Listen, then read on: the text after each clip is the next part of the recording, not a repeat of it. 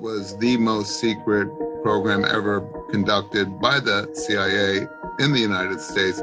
Patients at psychiatric hospitals, prisoners in federal institutions, and even people in the public were given drugs without their awareness or consent and experimented upon. You already know what it is. It's your boy Laid Back with another reaction, another review, another episode. Hey, TikTok, you up to bat.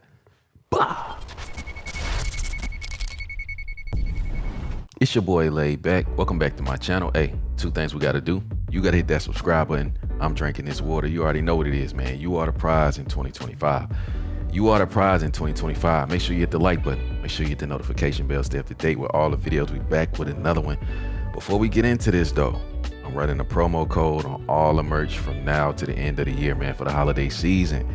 Use the code SQUAD. You get 15% off on all the merch, man. So from now till the end of the year, 15% off. Just put the code SQUAD. You get 15% off.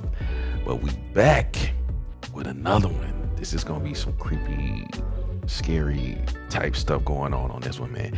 You make it to the end of this one, you a real one for real. Make sure you put that in the comments. Make sure you hit that like button too, don't forget. But let's go ahead and get into it. Fire Squad, why is it popping? Let's get it.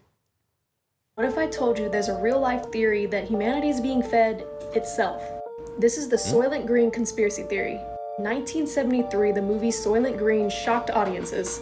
The movie is set in 2022 and it shows a world plagued by overpopulation, pollution, and starvation. Then the government starts feeding everyone this weird food called Soylent Green, which is later revealed to be recycled human remains. What? Now here's where it gets really creepy. Some people believe that this whole Soylent Green theory is actually predictive programming, preparing us for a horrifying reality.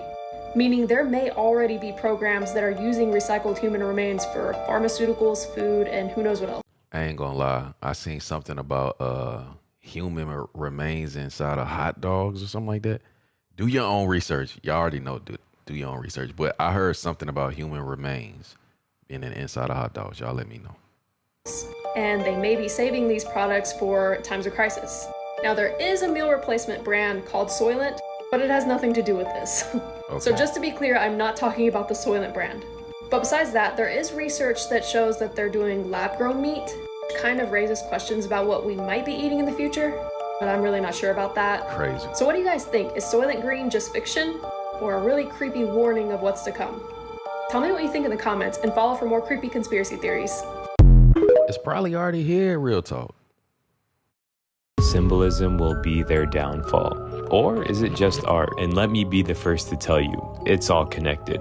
I mean, if you know, you know. But first, let's go back to that video of Ellen DeGeneres. When the camera turns, you can see the inside of her house. Now, see that picture right there? Well, if you pause it and look it up, it says evil thoughts with revenge right next to it. Here's another picture of Ellen in her house, and this is the picture behind her. Now, the thing I'm curious about is the letters on top of the picture. These look oddly similar to the letters Marina Abramovich writes out when she does spirit cooking. Remember the beginning of the video? It's all connected. And that person that was in all red is Lady Gaga, and she went to Marina Abramovich many times for teaching. But let's continue. This is another picture of Ellen in her home. She's cutting her mother's hair, but what is that picture above her head? What?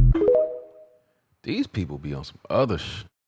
This aired once in 1989 and then was gone. And he was killed.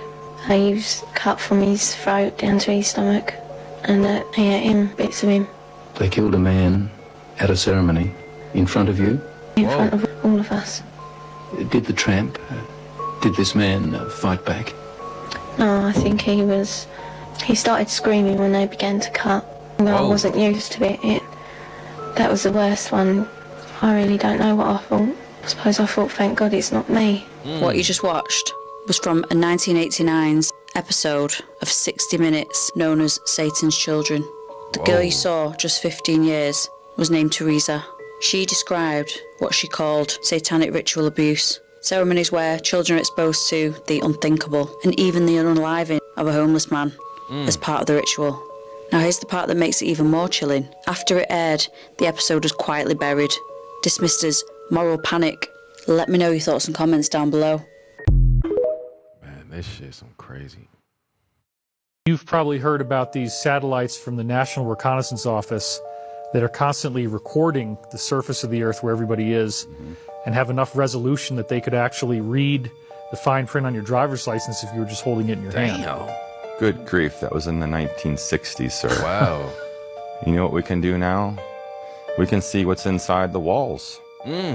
We can see what kind of termite is eating inside your wall.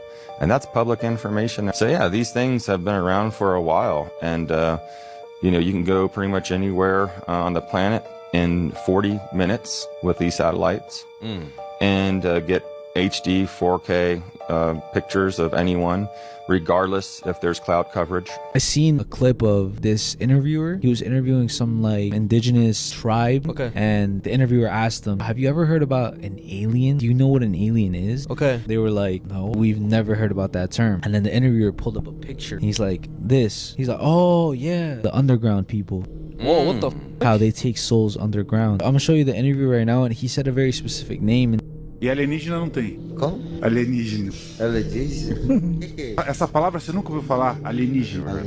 Não. Isso chama-se Moyushibu. Moyushibu? Isso aqui? Sim.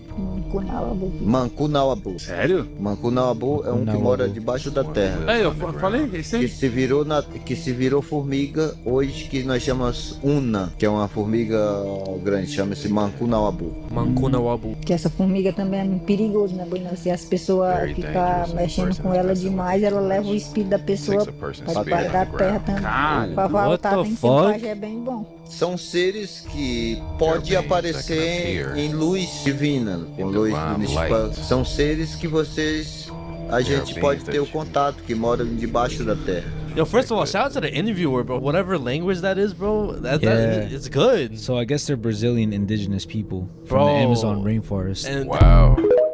And they say they people underground. Yo, the glitter conspiracy is a rabbit hole you are not ready for. So I didn't know this, but there's legit only like 2 main manufacturers of glitter in the world, both of which are based in New Jersey, of all places. And yes, I'm talking like regular glitter, the same stuff you use in arts and crafts. One of these companies is like super secret and private, that apparently invented glitter themselves and is very hush-hush about everything. And the other is GlitterX. No one really thought much of it until it came out that we actually have a worldwide shortage of glitter back in 2018. Kind of a weird thing to be short of. So a journalist from the New York Times went in to interview the team at GlitterX to find out. She casually asked if she could tour the factory, and surprisingly, GlitterX told her absolutely not. Like, there was no debate about it. She was strictly not allowed to see how glitter was made, and wasn't even allowed to be in a nearby room to even hear how it's made. So instead, she was just left to interview a manager at the company, and things just kept getting sketchier. She asks the manager if she could tell her what industry serves as her biggest market, and the GlitterX rep instantly, without hesitation, tells her, no, I absolutely cannot tell you. Confused, the journalist asks her if she knows who their biggest customer is, and she replies with, oh god, yes, and you would never guess it. Let's just leave it at that. Asking why she can't talk about it, she responds by saying because they don't want anyone to know that it is glitter, and that if you looked at it, you wouldn't even know that it's glitter. The journalist then asks if you'd even be able to see the glitter at all in the finished product, to which the manager replies, oh, you'd be able to see something, but it's, yeah, I can't. And this interview single-handedly sparked the great glitter rabbit hole of the internet. Apparently, these clients that purchase glitter are all under a very strict confidentiality clause with GlitterX. They really do not want people to know that their products are made from the sparkly stuff. The industry these products are part of is clearly massive, yet no one knows what it is. So what even is glitter? By definition, it is aluminum metallized polyethylene terephthalate, essentially plastic that has been aluminized and shredded into tiny specks that sparkle. And it's used in a lot of things, from credit cards, passports, currency, football helmets, cosmetics, jet skis, granite countertops, even toothpaste, allegedly. But none of these are quite big enough to be this top industry buyer of glitter. One of the leading theories is that this biggest glitter industry is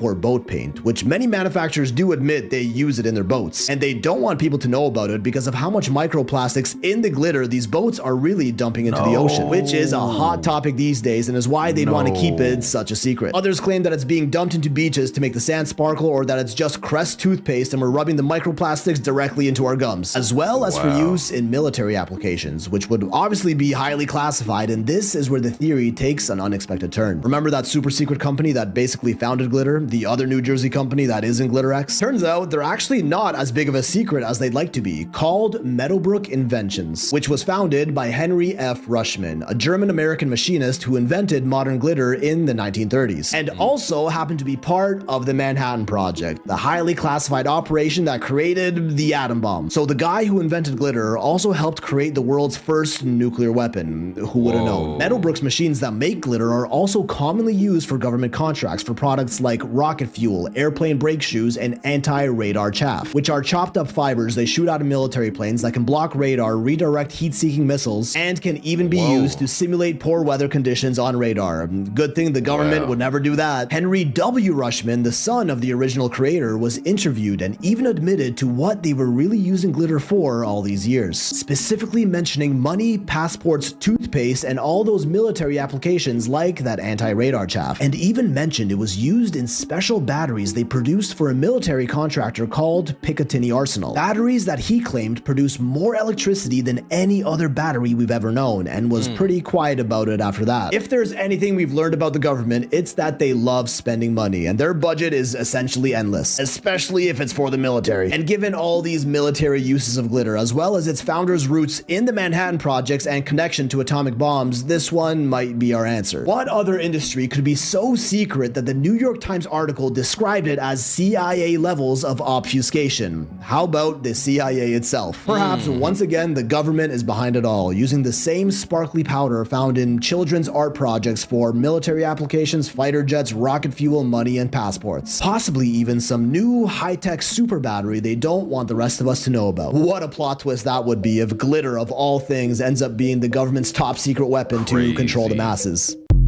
Crazy. That is really crazy. I was warned by a CIA guy in 1991. He said, if you tell the whole story here, the truth, it will discredit you because it's more bizarre than the fiction they're selling to the public. And that is true. An insane amount of disinformation. But remember, if you have technologies like that, and you have the malicious intent to deceive the public or officials, you can do all kinds of skullduggery, and they have. This long game has always been to blend enough information with disinformation that the disinformation is believable. Right. But then gaslight people that there's some threat out there. I'm going, oh yeah, I'll tell you who the threat is. It's humans. Humans are a threat not only to ourselves, we've become a threat out in space. I completely 100% agree with that. How did they know that Mars was the red planet, and why was it a worldwide fact? Right. Planetarily, that Saturn had rings, based upon what information? Because nobody worldwide is disagreeing. Nobody's like, oh, I thought of this, or it came to me in a dream. Nobody's saying that anywhere in anybody's civilization. Everybody's civilization says this information came from the people that came from there. Yeah. There are no coincidences. Well, they know that Mars used to have an atmosphere. Mars used to have an atmosphere, used to have water. Something happened to its environment. If that's correct, then there's a guy right now saying he's getting ready to put people up there. Yep. Exactly. Restart it all over again. 50 years ago, there was no water in our whole universe, let them tell it. Now there's been water almost everywhere. Wow. Cat be on this shit. Are you familiar with the Adam and Eve story? I'm not talking about the story in the Bible. I'm talking about the book written by Chan Thomas that's part of this declassified document by the CIA. Chan Thomas was an electrical engineer that also claimed to be psychic. And essentially he talks about how every 6,500 years, a cataclysmic, life-ending event happens on the Earth. Jesus Christ, the Adam and Eve video. I watched a video on that this morning. There could be a time where the magnetic poles actually shift. This is science. They say that the last one was 778,000 years ago, and we're something 200,000 years overdue. But the Adam and Eve story, the theory of that is that it happens in cycles of 6,500 years, and that it's a 90-degree flip. But 6 days later, or on the 7th day, it corrects itself. Planet flips. Correct. It's a planet flip, 90 degree, and that because of it, the Earth essentially does a standstill. The sun will be basically stay in the same spot, causing heating like we've never experienced, and that the wind and the waters continue with their momentum, because essentially the wind travels at approximately 1,000 miles an hour at the equator. So the theory is that when that event happens, it's going to be cataclysmic. In his document, he lists lots of evidence, in his opinion, of the world giving a silent testimony of these events happening. Things like, a mammoth frozen in mud with buttercups in its mouth. You have the end of the work that just stopped in the prehistoric city of Tiahuanaco in Peru around those years. He talks about the uninterrupted evolution on the Galapagos over 11,000 years. In his opinion, Genesis was 4.5 million years ago. Regenesis is 11,500. And then he goes on to put the book of Genesis in with his interpretations in the beginning 4.5 billion years ago. I'll include the link below. He brings up a couple of other stories. One comes from Hinduism, where essentially you have this messenger of Vishnu that is describing to a king how he has seen these cycles. He's seen the world arise and vanish again, like a tortoiseshell coming out of an infinite ocean. The document stating that we know that the end of the world is coming. My question is, why did the CIA take this public book and classify it, only to be declassified with the Freedom of Information Act? That's what I don't understand. Anyways, love you. I don't understand either, brother. Nope. It was the most secret program ever conducted by the CIA in the United States. Patients at psychiatric hospitals, prisoners in federal institutions, and even people in the public were given drugs without their awareness or consent and experimented upon. What if the most terrifying science fiction stories weren't fiction at all? Right. What if the real monsters were hidden behind government seals, buried in redacted files, and locked away in vaults marked top secret? Tonight, we peel back the layers of deception to reveal the darkest, most chilling secrets ever declassified by the CIA. These aren't just stories. They're documented operations, experiments, and conspiracies that sound too twisted to be true. But they are. The CIA was scared stiff the KGB was going to get all this LSD and come over and start dosing people. So we bought every drop of LSD in existence at that point. Operation Midnight Climax, the CIA's LSD brothels. In the heart of San Francisco and New York during the 1950s and 60s, the CIA operated a series of safe houses under the innocuous-sounding Operation Midnight Climax. But behind these doors, a sinister experiment unfolded. Sex workers on the CIA's payroll lured unsuspecting men into these locations, where they were secretly dosed with LSD. Behind one-way mirrors, CIA operatives observed and recorded their reactions, aiming to study the effects of the drug and explore mind control techniques. The goal? To determine if individuals could be manipulated into revealing. Bro, they had S-workers lure people in to give them this drug, and they sat there and watched behind a glass mirror or something like that. What? Secrets or even committing acts against their will. These experiments violated ethical standards and the rights of countless individuals, many of whom never knew they were part of a clandestine operation. But what happened next shocked everyone. Project MKUltra, the quest for mind control. Project MKUltra was the CIA's most infamous mind control program, initiated in the early 1950s. Under the direction of chemist Sidney Gottlieb, the agency conducted a series of experiments involving LSD, hypnosis, sensory deprivation, and other methods on unwitting subjects.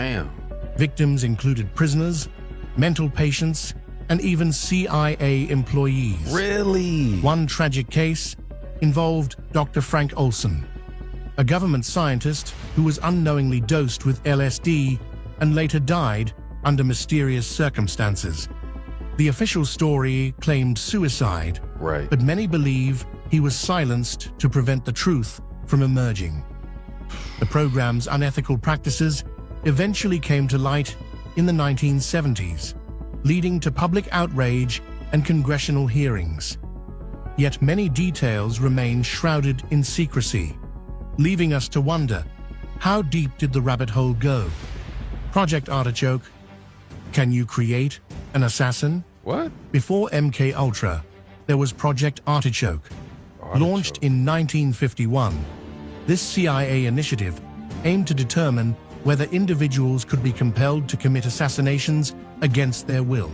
Damn. Using hypnosis, forced addiction, and psychological manipulation, the agency explored the boundaries of human control. Bruh, this is the CIA. This is the government here. This is wild. One chilling question posed in a declassified memo. Can we get control of an individual to the point where he will do our bidding against his will and even against fundamental laws of nature, such as self-preservation? Wow. The implications are terrifying. If successful, this program could have created real-life Manchurian candidates, individuals programmed to kill without memory or remorse. Wow. Project Stargate, psychic spies, and remote viewing. In the 1970s, the CIA ventured into the paranormal with Project Stargate, a program exploring the potential of psychic phenomena for intelligence gathering. The focus was on remote viewing, the ability to perceive distant or unseen targets through extrasensory perception. Notably, Israeli psychic Uri Geller. They gonna end it like that? Do you think your brother killed himself? Not now. No. When I first heard he was dead from suicide, I had no reason to doubt it, so I accepted that. But then after the autopsy and after Bill Bob made that asinine statement, I said, this was not a suicide. But when you first heard the news, you thought it was a possibility that he killed himself. Yeah, I accepted it as a fact. I heard it on the news. The government didn't notify me, as they said. I heard it on CNN in the morning of the 10th. And you're his only survivor. You're the only surviving relative. Yes, yes. He has no children and our parents are gone. And there's no other siblings. When did you start to think that he did not kill himself? Well, after the autopsy and both pathologists, the city pathologist and Dr. Barden, came out of the autopsy and they said, this doesn't look like a suicide. It looks more like a homicide. So what did you do then? Well, okay, I figured I'd have to look into this and see what's going on. Were you shocked that he might have been killed? It came as a surprise, yeah. So as his only surviving relative, what did you do to find out what happened to him? Well, I started to inquire about what took place. You know, the Justice Department was supposedly investigating. The initial death certificate said pending when it said cause of death, which means pending further investigation. Yes. So, but then a few days later, it was declared a suicide by the chief pathologist who was not at the autopsy. What? And the questions became what investigation was done in such a short period of time to make her determine it was a suicide, or was she basing it on Bill Barr's statement? And who was the chief pathologist who made that declaration? Dr. Roman. That was the pathologist who was there. And the medical examiner, the person who performed the autopsy, declared it a suicide, which is a lie. That didn't happen. And two, because he had viewed the videotape at the entrance to the tier, to the cell block where your brother was being held. What do you make of that explanation? Well, when I heard Barr's statement that he said he personally saw the videotape and he concluded it was a suicide because nobody went in or out, that's when it hit me that he's covering this up, because there's two sort of fallacies in that. One, I thought, why is the Attorney General of the United States, who I imagine to be a busy guy, why is he personally watching the videotape? Couldn't he have two people in his office watch the videotape and say, hey, Bill, nobody went in or out? You know, wouldn't that suffice? And two, to assume that somebody could get to that door, go inside, you know, kill somebody, get out completely undetected is just ridiculous, because I believe there are 6 levels of security before you get to that door. Wow. So to assume that somebody could do it that way is crazy. And any third-rate investigator will tell you that, you know, there was anywhere from 7 to 14 people on the other side of that door, on the tier, that could have killed somebody. Right. And I had been told from another source, I've been getting a lot of information from all sources, that cell doors were left unlocked that night. Ooh. I don't know how many cell doors or whose cell doors, but if cell doors were left unlocked, then somebody could have went into Jeff's cell, killed him, went back into their cell, undetected. Now, in the Justice Department report, it says that from 3 cells, you could see Jeff's cell door.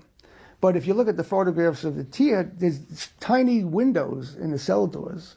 So in order to see Jeff's cell door from another cell, you'd have to be standing at that window inside the other cells in the middle of the night looking towards Jeff's cell. And if somebody crept low beneath the height of that window, you wouldn't see them. So the fact that, to say that he could be seen from 3 other cells and they didn't see anything, well, chances are the other prisoners were sleeping in those cells if they had nothing to do with it. So again, it definitely sounds fishy. But you're really foolish if you don't believe in conspiracies. Yeah. Because just how many of them have to be proven true before you go, maybe I should reassess my position on these things? That's 62 years after the JFK assassination, and we're Right. still learning new information. Yeah. Information that's been kept from us. And still being kept. There's still a lot of it. I mean, they were supposed to, that was one of the more disappointing things about this administration. Like immediately, right off the jump, we're supposed to get all the CIA files, all the JFK files. We're supposed to know exactly what happened to him. We know very little. Very little new information has been released that illuminates any aspects of that case. Yeah. It's a shame. Yeah, it's terrible. Because most likely, at least some part of our government was involved in assassinating the president. And no one went to jail. No. Nothing happened. And in fact, people succeeded and thrived after that. Sad truth. Yeah. That's exactly what happened. I mean, it goes back. There's so many cases. Like, I've had conversations with people that, like, they don't want to be fools, right? So that's a lot of the people that don't want to believe in conspiracies. Like, most of it can be explained away by incompetence or coincidence and this and that. Like, that's not even true. It's not even most of it. It's some things can be explained away. Some things. I had a friend at the agency. He was one of my first bosses, and he had started out in this like internship program that the agency had. You had to be working on a master's degree. But anyway, his first assignment was in the Counterintelligence Center, which at the time was being run by James Angleton. And on his first day, the secretary walked him around and, this is what we do over here and this is what we do over there. And there was this entire wall of file folders. And she said, whatever you do, don't look in those folders. You're not cleared for that. Well, he said, well, of course, the very first minute that he's left alone, he runs and looks in the folders. Right. And he said every single one of those folders was on an American citizen. Wow. And the CIA is forbidden by law from spying on Americans. Wow. Oh, God. Whoa. Yeah. The crazy thing, too, in a lot of people's eyes is the difference between what they thought of, what the narrative is of the Obama administration in terms of like whistleblowers and like what the hope was. It was hope and change, right? Oh, hope and change. And you know the statistic. The Espionage Act was written in 1917 to combat German saboteurs during the First World War. Between 1917 and 2009, 3 Americans were charged with espionage for speaking to the media. Under Barack Obama, 8 people were charged with espionage for speaking to the media. So he was the enemy of whistleblowers. Not only that, that was part of his campaign. Yeah. Part of his campaign was protection of whistleblowers. Absolutely. In fact, it was in the Hope and Change website. Yeah, well, look at the Dash-i-Leili massacre that I mentioned earlier. It was part of his campaign to open an investigation of Dash-i-Leili. What happened was at Dash-i-Leili, Afghanistan, on November the 30th and December the 1st, 2001, 2,000 Taliban soldiers gave up en masse, right? And the Northern Alliance called us and said, what do we do with all these guys? We don't have room for them. So we told them, put them in trucks, take them out to the desert, and just hold them there until we can divide them up and send them to smaller jails all around the country. And if we have to, we can send some to Pakistan. But there were no air holes in the containers. There was no food. There was no water. And of the 2,000, 14 survived. Whoa. And one of the 14 said that when they opened the trucks in the desert, the bodies fell out like sardines from a can. Wow. So Barack Obama said in 2008, if he's elected president, he's going to investigate this massacre and get to the bottom of it. And then there was nothing. So I said to John Kerry, I said, listen, this is part of the Obama campaign. Let me go to Afghanistan and investigate this thing. And so I went, and there are still bones just sticking out of the sand. There are clothes that have just been laying there in the desert all these years. All the bodies are still there, what's left of them. Really? Yeah, it's grisly. So I come back, and I get a call from a kind of a prominent human rights activist, and he said he wanted to see me, but it had to be private. So we went to Johns Hopkins University. There was a classroom that wasn't being used. We met there, and he said, listen, I have a witness who was 12 years old at the time, and he was hiding behind a rock, and he saw what happened when they opened the trucks and the bodies fell out. I said, okay. And he said, but what's new is he says that there were two men there wearing blue jeans and black T-shirts, and they were speaking English. I said, okay, that's all I need. So I wrote a letter to the agency, and I asked, for clarification, were any CIA personnel on site at the box up or at the location where the trucks were opened? And I had it auto-penned John Kerry, chairman. 6 weeks later, a colleague comes into my office and he says, hey, you got a response from the agency to your letter. I said, I didn't see any response from the agency. I just checked my mail an hour ago. And he said, they classified it top secret. It's down in the vault. I said, top secret? I said, well, what did it say? And he says, it says, go fuck yourself. I said, great. Whoa. That's how they want to play it. So I went to Kerry, and Kerry says, we're stirring up a hornet's nest here, and I think we should just let this fade into history. I was like, again? Damn. Because you want so badly to be Secretary of State. Again. God, what a gross business. I don't care if you're a conspiracy theorist or not, watch this video to the end. I come across this movie, it's on Amazon Prime, it's called Portals. And I like scientific-y stuff, so I'm like, okay, cool, let me watch this movie. About 2 minutes in, I don't know how to put a picture on the screen. I don't know how to do that. I'm gonna insert I guess I'll insert a picture. I don't know. I'm gonna get in the video somehow of what came up on the screen when I clicked it. So that picture says August 5th, 2020. I don't remember what the writing at the bottom said, but I was just like, August 5th, today's August 5th. This is coincidence.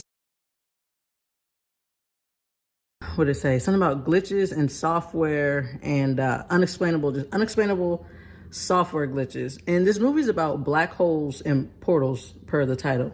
So I was just like, this is weird. So I'm watching the movie and all of a sudden it just cuts off. It just stops. And I'm going to look at the timestamp because I took videos because I was confused. I was like, why is the movie just stopping?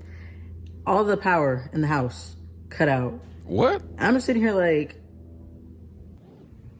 so I jump up because I have to document this. I go look at the stove and the microwave. When the time starts blinking when the power goes off and it just comes back on, it was blinking like a power outage. It was blinking. And I'm gonna insert that clip. The stove in the clip had rebooted itself already because that one's quick, but the microwave was still blinking. And then I look around, it's a light on upstairs. Now, mind you, this light does turn on by itself, but it's on, and I know that's how I know it was a power outage. The refrigerator stopped. I was washing all the clothes. That stopped. I'm just sitting here like, this cannot be happening. This is just too coincidental. So I go and check outside. It's not raining. It's sunny as all get out. It's just a beautiful day. And I'm like, why would the power randomly stop? It It just doesn't make any sense. I don't know if anyone else's power stopped, but ours did. And that's what I remembered. It said August 5th, 2020. I think it said 2:47. I don't think it happened at 2:47. I think it happened around 2:55 or something. But PM, how much of a coincidence is that? I didn't even notice I have food on my mouth, around my mouth. But that's how quick I had to jump up and take this video, because I'm like, I don't think anything is a coincidence. The date matched up. The time was 5 to 10 minutes off. What they were talking about in the movie actually just happened. So she slipped into a black hole? I've seen UFOs before, and I have kept this story off the internet for almost 10 years because I did not want to sound crazy. But now that we know that they're real and non-human beings are real, I'm going to share my story. This is part 1 of 2. Quick backstory. Me and my ex and 2 of our sons were on our way to go to an ice skating rink. This was in December of 2013. This happened in a city called Pittsburgh, California. You could look up Pittsburgh, Bay Point. They have a lot of alien stories, UFO stories, and sightings. We just left our house in this court and we're driving down this main street. We get to the stop sign. There's a brown old pickup truck and they just had their foot on the brake. They weren't moving. Both of their windows were down. I could see 2 men inside of the car and they just weren't driving. So we're like honking and, get out of the way. I'm gonna turn it so you can kind of see where we would have seen the lights at. They would have been right up here. This is when it gets really confusing for me to explain because I can't fully grasp what I saw. I would like to say that the lights we saw were orange, but they were also red. They were also glowing bright like the sun. To this day, when I picture the lights in the sky, it makes me emotional. Like I can't even put my finger on it. These were some of the most beautiful lights that I've ever seen in my life. It makes me think of the Finding Nemo movie where they see the fish that's, the deep water fish, and they're like in a trance by it. I don't think that my human eyes were able to recognize the color of these lights. I don't think it was something that I could pick up. I grab my phone and I start putting my phone up to record them. My phone couldn't see them. What? I think we all remember the Las Vegas aliens, and they were talking about how you just couldn't see and the camera quality was so bad. And in so many of these videos, they talk about the camera quality. I don't think our phones can pick up what our eyes can pick up. It seemed like everything stopped. No dogs barking, no wind, nothing. I'm hysterical. I am like frantic and like, do you guys see this? My God, do you see this? I look over at my ex. He's legit sitting like this, not even looking at the lights. I don't even think that man blinked once. I look in the back seat to my kids. My kids were sitting completely still, facing the front of the car with tears running out of their eyes. What? My kids were sobbing, but they were completely frozen. We go from seeing one bright light that's pretty low to the ground. What a part 2? The World's Most Dangerous Conspiracy Theories, Season 2. This picture represents conspiracy theories from the most well-known to the darkest. Some of these theories say that once you learn the truth, there's no return. For this series, we're going to be picking a couple from each category until we reach Tier 10, the point of no return. Alright, Season 2, welcome to Tier 1. Today, we're going to be talking about Ouija boards. A Ouija board is a board printed with numbers, letters, and symbols in hopes of communicating with the dead. The history of the Ouija board is just as mysterious. Y'all know I don't fuck with the Ouija board. And I don't... Serious as the game itself. A woman named Helen Peters claimed to be a very strong psychic and actually invented the board herself. Eventually, Helen Peters' brother-in-law named Elijah wanted to get these things patented so that he could sell these everywhere. Helen Peters and Elijah traveled everywhere trying to get this patent, but the offices said they couldn't release a patent unless they had proof of it working. But consequently, nobody in these offices wanted to even get close to the board for unknown reasons. Until one day they traveled to Washington, D.C., and the chief of patent walked in the room and said, "You don't know me and I don't know you." Then he said, "If this board can tell me my name, I will sign the patent for you right now." The board apparently spelled the man's name. He walked out of the office, looked at Helen Peters and said, "You got your patent." Years later, Helen Peters and Elijah had a falling out, and Helen said she no longer wanted anything to do with this board. Elijah, on the other hand, continued selling these boards until one day he fell off of a 3-story building. He actually survived the fall, and some bystanders saw his body laying in the road. They picked him up, put him in the car, and they hit a bump in the road, and his broken rib pierced through his heart. After that, the family sold the rights to the board, and all the way up until Helen Peters' death, her last words is, "Do not play the Ouija board, it lies." And now you can buy a Ouija board from any store and they're marketed to children. So the question remains, are these boards just a hoax, or was Helen Peters trying to warn us of something much darker? Make sure to like and follow for tier 2. It wasn't a hoax. It wasn't a hoax. I want to talk about this Project Sunstreak because I thought it was fake until I went on the CIA.gov and I was like, what am I looking at? On December 5th, 1988, this one man was to find the Ark of the Covenant. What he saw, this is what he said about the Ark of the Covenant. Target is in a container and is decorated with seraphim. Target is located somewhere in the Middle East as the language spoken by individuals seem to be Arabic. The target is hidden underground. It has something to do with ceremony, memory, and the resurrection. What? There is an aspect of spirituality, lessons, and historical knowledge far beyond what we know. The target is protected by entities. What? This container cannot be opened until the time is deemed correct. Individuals opening the container by prying or striking are destroyed by the container's protectors through the use of a power unknown to us. That is a CIA document. That's the craziest thing I've ever heard, dude. Entities? It's protected by entities. Man.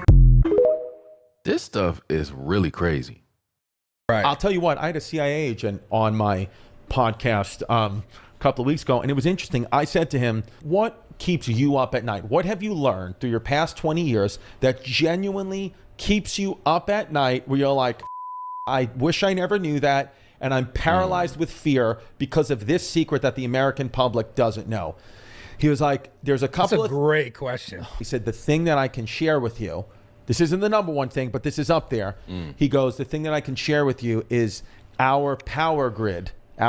We can be put back to the Stone Age, like pre-colonial times, within 5 minutes if our enemy gets at our power grid. He said our power grids are the most vulnerable power grids of any first world nation. Wow. People were able to hack them in a second, and you would have upwards of 100 million people in this country alone within 6 months. He was like, because I'm talking about no power, no water supply, nothing. For 6 months, we would not be able to get it up for at least 6 months. He goes, now we're working retroactively to upgrade these things. Is he saying this?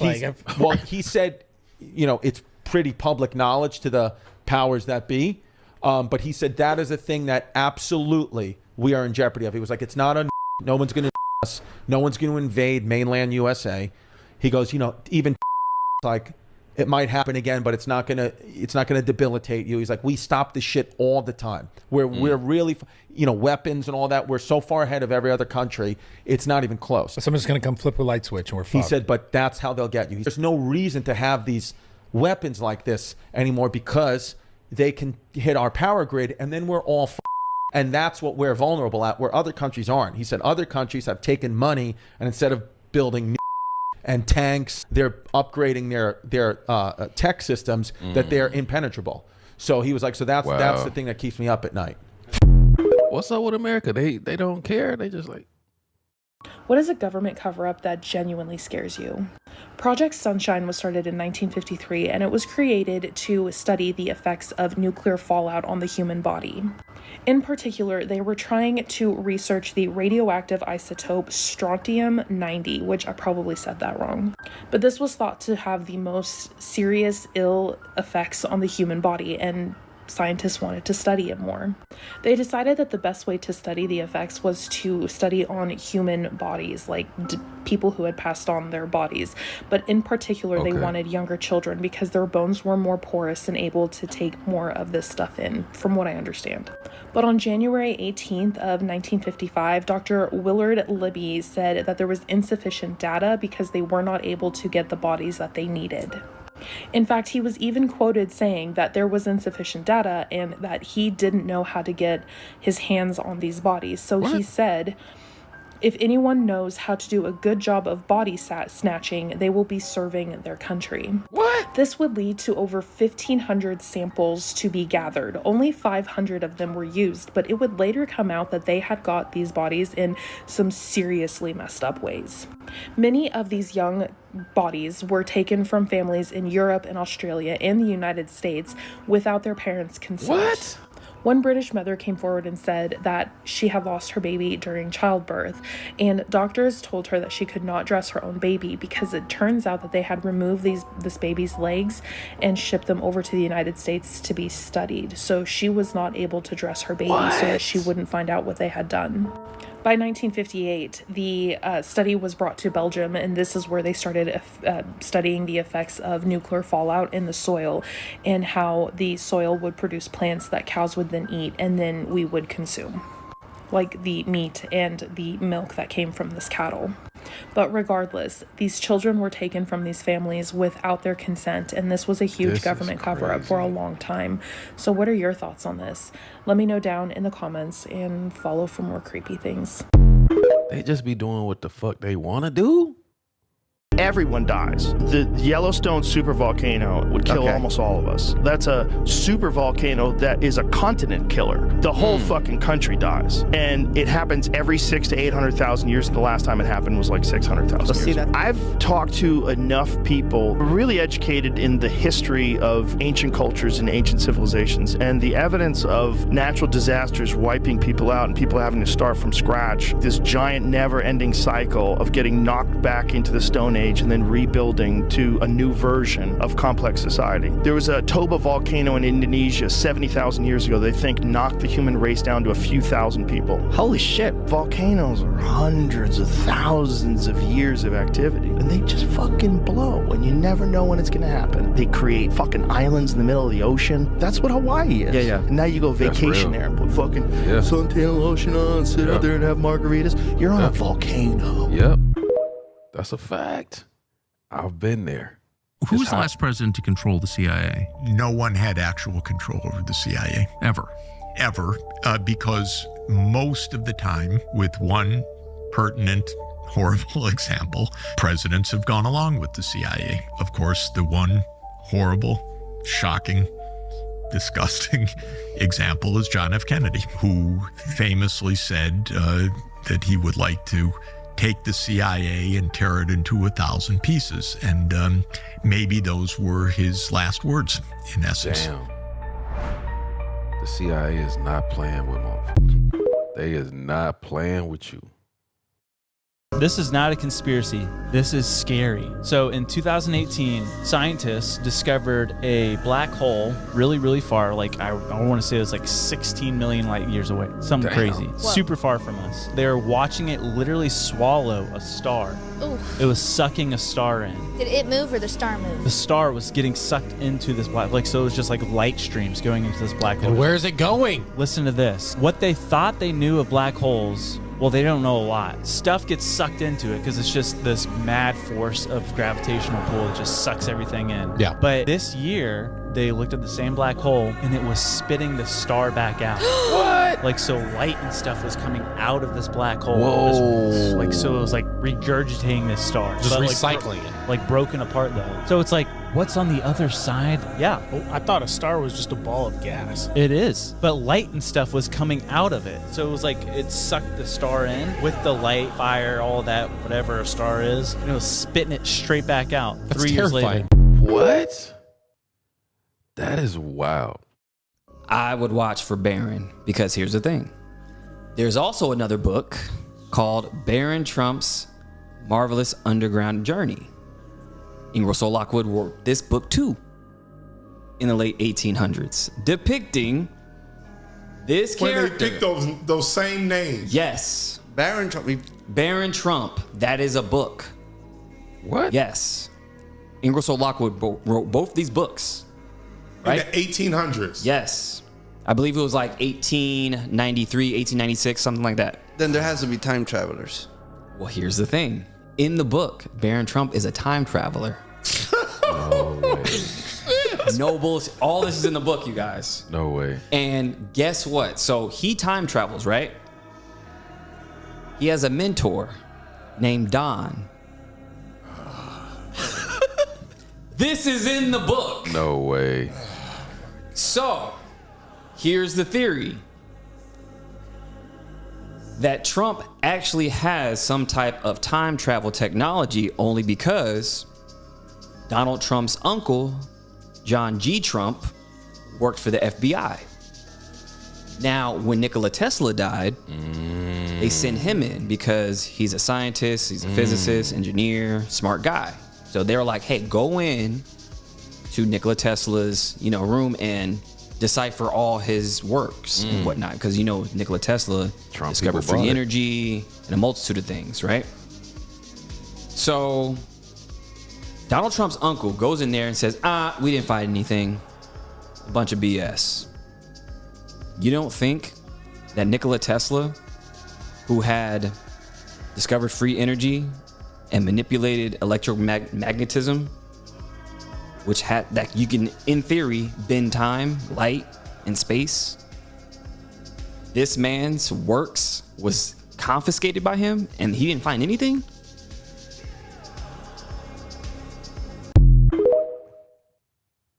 Conspiracy.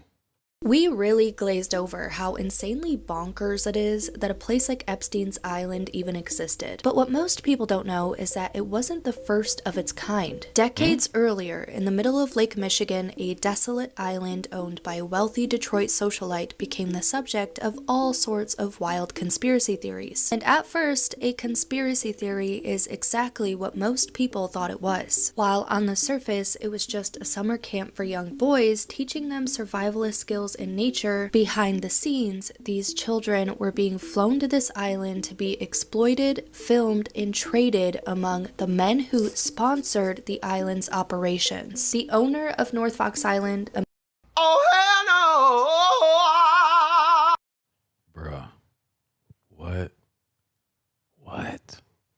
How is this stuff even possible, legal? What the A man named Frank Sheldon had purchased the land specifically for this purpose. As a matter of fact, the very first thing he did was built an airstrip on the island as a means to shuttle boys in and out. One of the men who sponsored the island was a former school teacher named Gerald Richards. He and Sheldon ran a nonprofit called Brother Paul's Children Mission. The organization was supposed to help underprivileged youth connect with nature, but upon their plane touching down on the landing strip, the boys would soon realize that that wasn't going to be the case. Now, it's a lot to get into, so much so that we had to make our podcast episode about this in 2 parts, because the owner of the island would eventually flee the country, making it extremely difficult to charge him with any involvement. Really? The story disappeared from the news fairly quickly and was just dismissed as an urban legend. But North Fox Island was just a tiny piece in a much larger picture of child trafficking rings happening around the world. It wouldn't be until the early 2000s that more people began examining the evidence themselves, realizing just how extensive this operation truly was. North Fox Island has also been tied to a series of unsolved child murders committed by an unknown perpetrator known only as the Oakland County Child Killer. It's an awful lot to dive into, but if you're interested, you can check out my 2-part episode on this topic, or I can make a part 2 here.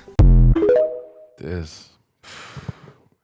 ridiculous. JonBenet Ramsey's grandfather may have had connections to North Fox Island, a private island that later became the subject of a conspiracy theory rumored to be linked to a child trafficking ring. Except it wasn't just a rumor. The horrors people spoke of happening on this desolate island, which was supposed to be a nature camp for young boys, turned out to be completely true. I covered the story behind the island in part 1, so if you haven't seen that yet, be sure to go watch it because it's absolutely crazy and you will otherwise be completely lost. But this is the part 2 video, and if you enjoy content like this, make sure to follow. While the conspiracy surrounding North Fox Island turned out to be true, one rumor that can't be confirmed is whether or not JonBenet Ramsey's family had any involvement in the island's operations. Even though we can't confirm it, I'm gonna tell you what we do know for a fact, and you can decide how the pieces fit together for yourself. The Ramsey family was known to have a vacation home in Charlevoix, Michigan, which is just a stone's throw away from North Fox Island. JonBenet's paternal grandfather, Jay Ramsey, was also involved in aviation, specifically with the Michigan Aeronautics Commission during the 1970s. That's the same decade when North Fox Island was being used as a front for a child trafficking ring operating under the guise of a non-profit organization. If you don't remember or haven't watched part 1, the very first thing Frank Sheldon did after purchasing the island was built an airstrip so small planes could land and shuttle boys in and out. So it was during the same period of time that Jay J. Ramsey served as the director of the Michigan Aeronautics Commission, meaning that he was responsible for licensing and overseeing airstrips built throughout the state. He held that position for 22 years, and during that time, the number of licensed airports in Michigan grew from 130 to 322. Now, this doesn't prove any connection between him and North Fox Island, but it does suggest that the project most likely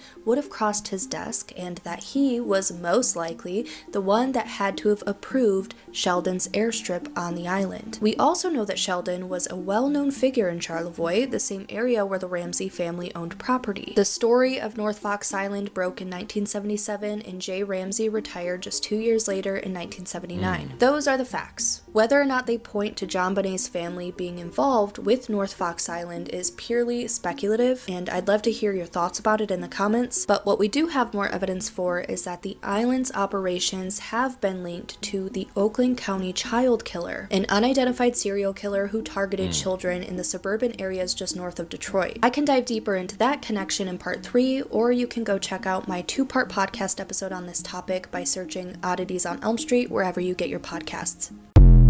Sound like some type of connection was there, for sure. This is a conspiracy that turned out to be true. It's about a guy named John Lang. There's a bunch of video evidence that's helped supports the conspiracy. You see a van pull up in front of his house and opens up the door, and like it looks like there's like a big ass camera pointed to the house. And from what he says, it's a thermal imaging camera just so they could see if I'm inside my house. Oh, snap. Watch. Boom. What? To see if you in the house? It's like, why? Bro, nah, that's mad weird and sus. Then they just leave like that? Mm-hmm. And in every single video that he posts, there's a detailed description in every video basically saying like why he's posting the video, and he thinks that they're stalking him, like the police. And the reason why they're stalking him was because John was a whistleblower. From 2009 to 2013, he would post on Facebook exposing the Fresno police for doing a scam. They would go to parking lots, and specifically like the ghetto areas, scan people's license plates, and then see who has violations on their name. Like, let's say they get a hit, they would wait for the person to go back to the car for them to leave, follow them, act like it's just a normal stop, knowing that they'll be able to arrest them from whatever violation they had. As the days went on, his Facebook posts would just become more frantic of him just asking for help. And then January 20th of 2016, his house was set on fire, and he was found dead with stab wounds to the chest and to the back. And whenever... Whoa. What if I told you they genuinely aren't? None of you are seeing the world, and this is scientifically proven. If you don't want to freak the hell out after watching this, just keep scrolling. On the electromagnetic spectrum, our eyes can only see visible light, which is this tiny bit here, 0.0035% of the whole spectrum. So we are blind to over 99% of what is actually going on in the world, and this is a fact. Now, you also may or may not know there is a hole in the back of your eyeball where the optic nerve exits the eye. Now, this is where it's crazy because, yeah, if there was a hole in the back of your eye, you'd see holes everywhere, right? Well, your mind fills in the blanks with memory, so it's basically just creating it from your mind. So everything you see isn't necessarily as real as you think it is, because there's a part of reality, the light spectrum, that we can all see, but a lot of what you see is being interpreted and made up by your mind to simply fill in the blanks. It of course links into the solipsism theory that I've spoken about before, where you are the only person alive, no one around you, me, no one is real, but your mind is filling in the blanks, creating these people so you don't feel so lonely and have an existential crisis. It's similar with hearing as well though, like we do not have good hearing compared to other animals and creatures. There's only a tiny fraction we can hear and the rest of it we are completely deaf to. So the life we're experiencing is just a heavily filtered, potentially fake version of what is actually going on. Dang, that's real. You put it like that, yeah. I do think he's alive. And the reason is because he ran the biggest blackmail ring we've ever seen. Do you think that all these people, like I said, will expose themselves, right? So wouldn't it be more ideal to just wipe yourself from existence and still run everything from your island? Because guess who bought the island? Oh. Some random billionaire who's probably connected to Epstein, and then turns it into a resort. Now he has say-so and governance over basically a crime scene. Yeah. And now... All right, guys, that was another compilation, man. That was creepy, conspiracy, strange, all type of stuff in this one. You made it to the end of this one, you're a real one for real. Make sure you put that in the comments, because this is a lot of unexplained stuff going on and a lot of conspiracies that was later proven true. But like I said, man, look, from now to the end of the year, you get 15% off if you use the promo code SQUAD, man, on all the merch. Make sure you tap in. Till next time, though, self-love and positivity. Fire Squad, I got you and you know it.